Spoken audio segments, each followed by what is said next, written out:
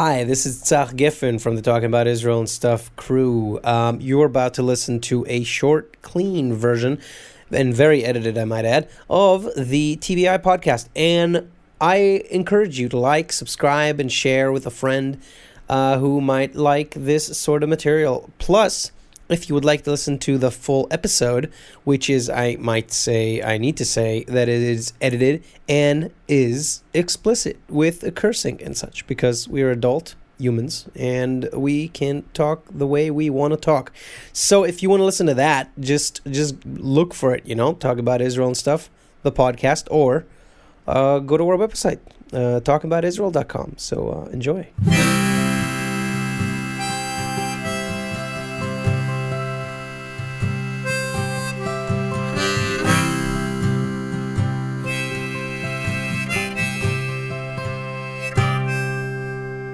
One thing living in Israel is great to have the job, and it's great to have your American friends and your Israeli friends.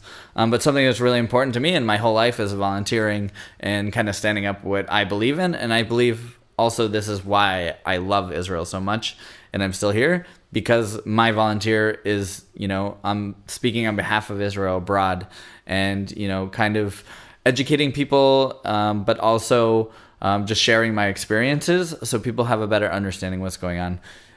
Israel today, and we've talked a lot about the media today, and we talked a lot about how people consume news.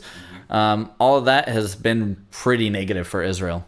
Yeah. And, and the best way to connect to a foreign place or to connect to something that you want to care about is those personal stories. And I decided, instead of just working in a call center and doing customer support and going home, that I also want to give back to the country that's given so much to me in the last 8 years and given so much to our people. So I volunteer with an organization called Reservists on Duty, Miluimnikim B'Chazit in Hebrew. So, and part of the project I do, last year they started a pilot program called the Gideon Group. And they took Americans that had moved to Israel, served in the Israeli army as lone soldiers. Lone soldier being, we don't have family in this country. We don't have a mom and dad that feed us on the weekend. We're on our own, kind of. And Israel gives you a special classification, and they do take care of you more than a normal soldier that has his whole family supporting him. But so we all came together, 50 of us that were all in the same thing, and we went to America to college campuses last year during apartheid weeks. All 50 of you? All 50 of us. Same time? All at once to all different to 40 of the major campuses in America. So we went for 10 days, different people, 3 to 10 days. Okay. And, at some of these major campuses where there are just lies being spread about Israel, and Israel is being blamed for harvesting organs and Syrian refugees, all these crazy things. So we really, as ambassadors for Israel, were sent. Now, Israel does this a lot. Israel sends Israelis and soldiers out all the time to do Hasbara. Hasbara is like this, it's like government PR. The main problem right now in the world for Israel is the BDS movement, boycott, divestment, and sanctions. Yeah. And this campaign on the surface looks like it's a campaign to boycott Israeli goods. So no more cherry tomatoes. And to, divest from Israeli companies, Intel, Bobcat, these other places that have investments in Israel. And then sanctions, of course, they want massive companies that you can hardly divest. Almost every Google, every company. Divest yourself from Google in the year 2017. Exactly. Yes. America would have to give up everything American if they were to divest in companies that did business with Israel. And then sanctions, of course, getting government to sanction Israel on a more formal level. Great, this sounds like a great thing, and it's worked in the past to boycott.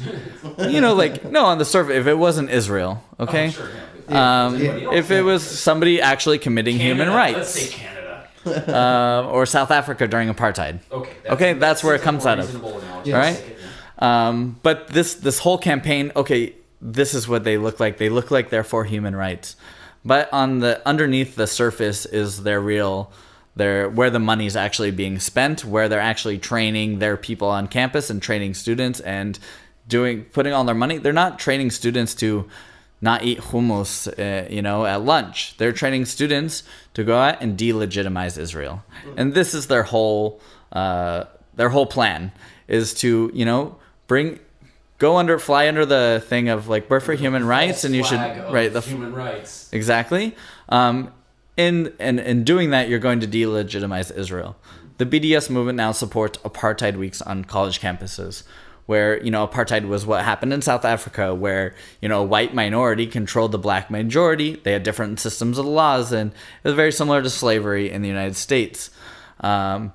But they're now saying that Israel does this to the Palestinians, and they set up a big wall on campus, and they have facts. I'm doing facts in quotation marks. Right. They put facts and figures and photos and art, and some of it's really great art. We were talking a lot about art, and art is very powerful, and they're definitely using this. He's gotten involved recently with his whole new art campaign. Right. In Bethlehem, or that was pretty interesting. And they're using these very powerful tools. As an artist, so definitely some of the art coming out of this. Right. As an activist, there is no reason. No, let's not get it twisted. I love it when artists from around the world bring up stuff that humanitarian concerns about Israel or any place else in the world. Do it more. This is good. It brings up, it brings it up into the day-to-day. Right. It creates dialogue, that's at the end of the day, Israel's not perfect, and I'm not advocating that Israel's perfect in everything we do. Right, exactly. Or our prime minister, or whatever it may be. Israel's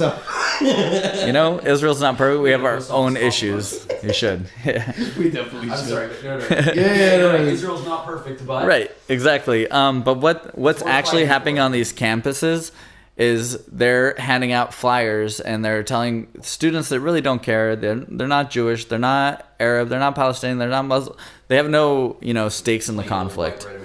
Right. But I've seen some videos of that, of soldiers like the ones you're talking about who counter those. Right. Well, they ask them, okay, so what about Israel? And then they tell them some bullshit, and then they say, what are you talking about? That's ridiculous. What I do and what my organization do, we go out to these walls, and we have a shirt that says defending freedom from hate, which is, a basic, what we're doing. They're trying to spread hate and these kind of lies to, delegitimize Israel's existence.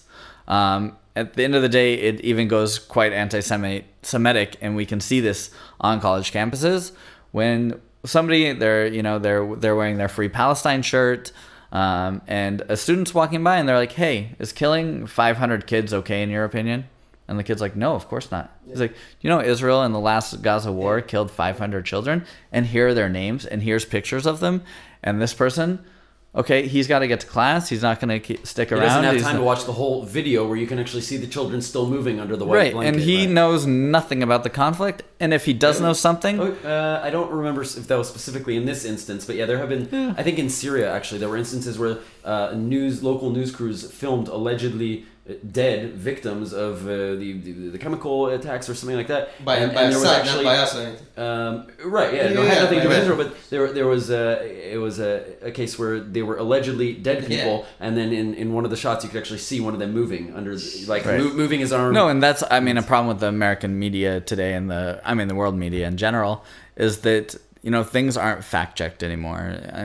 Trump does say fake news, and it's not just out of nowhere that he says that. That's fake news. But a lot of, and if this kid knows anything, if this kid does know anything, it's what he saw on CNN. He just saw the other day that Trump is moving the White House, and it's and now Israelis are inciting violence against the embassy. Sorry. Right.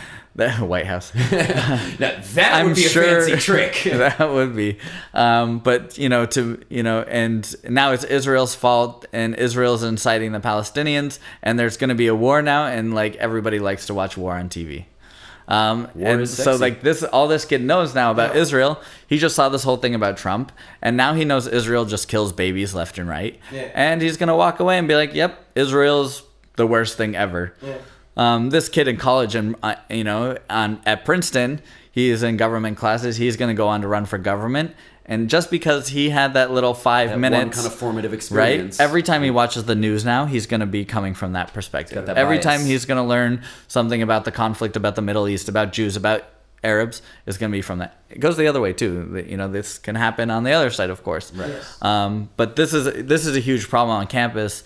And not only, okay, yes, they're I'd imagine this is also a situation that's happening not only in the United States. It's Your all over. specific organization is dedicated to doing this work in the United States, but Right. this is all over the No, world. and then on top of all this, I always say the most important thing is dialogue and sharing ideas and talking to each other. On top of this, they're so violent a lot of times in these protests, and they're having die-ins, and they're having checkpoints, and they're almost terrorizing these students that don't care on campus, and it's having a big effect on Jewish students on campus. And now Jewish students are afraid to wear kippahs on campus. They're afraid to have a Holocaust speaker. There's, a Holocaust speaker was scheduled to speak at a Catholic university. There's one Jewish student that runs the Jewish Studies Club, and they invited a Holocaust speaker. And the pro Palestinian group on campus, they got the university to cancel this because this Holocaust survivor went to Israel, and they talk a lot about Israel and how Israel saved their life. And now they're not allowed to have a Holocauster speak about her experience in the Holocaust and kind of what she went through and what it means to be a Jew today in the world, whether in Israel or America. And they're silencing people. And at the end of the day, that's the worst thing is